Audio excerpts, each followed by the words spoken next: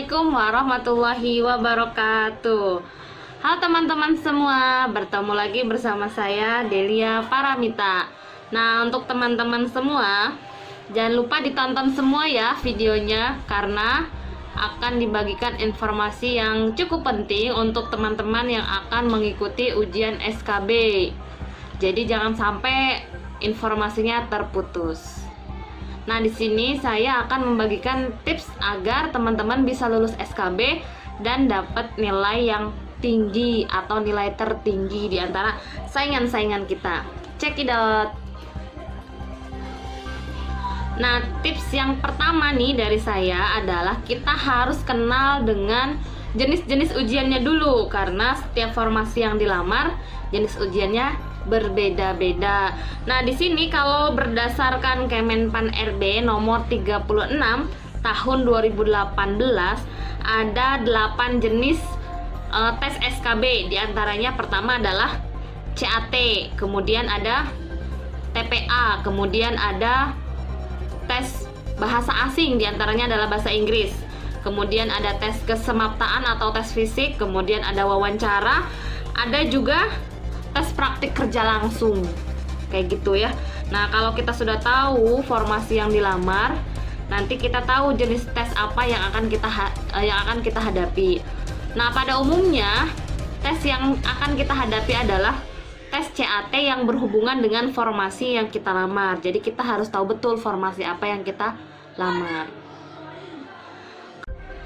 Oke, untuk tips yang kedua buat sobat semuanya nih, kita harus paham posisi jabatan yang dilamar.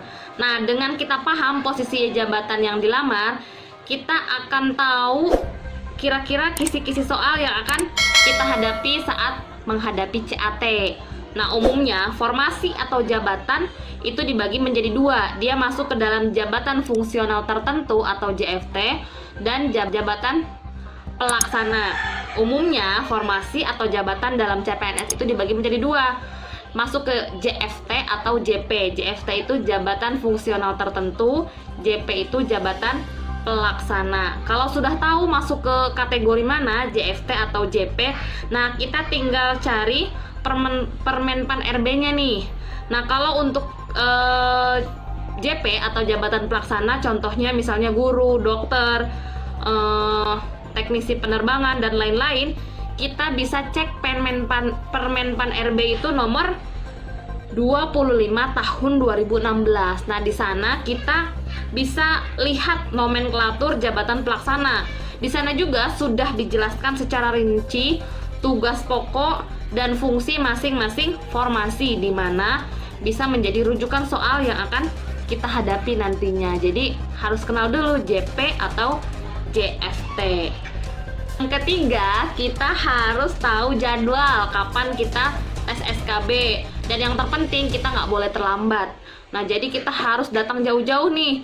Jadi misalnya tesnya jam 11, kalau bisa jam 8 sudah datang. Karena kalau sudah datang terlambat, itu akan mengganggu konsentrasi. Tapi kalau kita datang lebih awal, otomatis kondisi mental kita sudah siap, karena kita dalam kondisi tenang.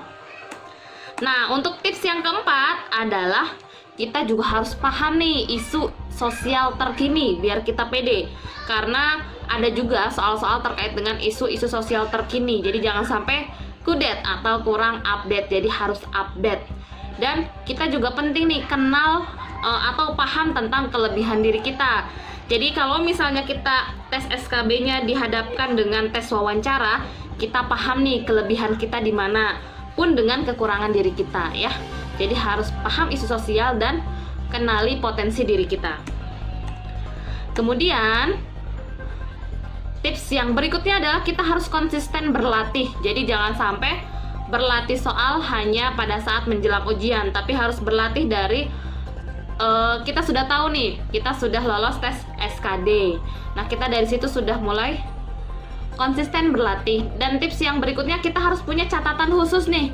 Jadi jangan sampai kita nggak punya catatan. Jadi punya catatan khusus untuk belajar SKB.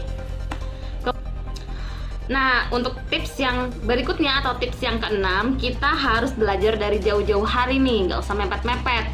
Justru pada saat menjelang ujian kita nggak usah belajar, tenangkan pikiran, kita harus fresh. Jadi pada saat mengerjakan kita dalam kondisi yang tenang sehingga bisa menjawab soal dengan baik, Nah, untuk tips yang berikutnya nih dari saya adalah tadi sudah dijelaskan sebetulnya.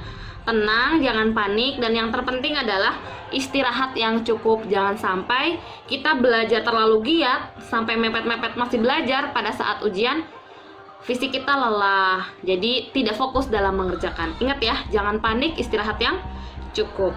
Dan tips yang berikutnya ini adalah tips yang paling penting dan yang paling utama di antara tips-tips yang lain. Kita harus senantiasa berdoa kepada Allah Subhanahu wa taala, minta dimudahkan. Dan selanjutnya kita harus berserah diri sama Allah, karena tugas kita hanya berencana, yang menentukan adalah Allah Subhanahu wa taala. Nah, sekian tips lolos SKB dari saya. Mudah-mudahan bermanfaat. Semangat terus buat teman-teman yang akan menghadapi ujian SKB-nya. Mudah-mudahan lolos dan diterima di formasi yang teman-teman harapkan. Nah, untuk teman-teman semua, jangan lupa ikutin terus channelnya ya, karena di video berikutnya akan dibahas tips SKB formasi khusus, yaitu formasi guru sesuai yang saya alami tahun lalu. Nanti saya akan berbagi lagi. Jangan lupa saksikan terus ya. Dah, assalamualaikum warahmatullahi wabarakatuh.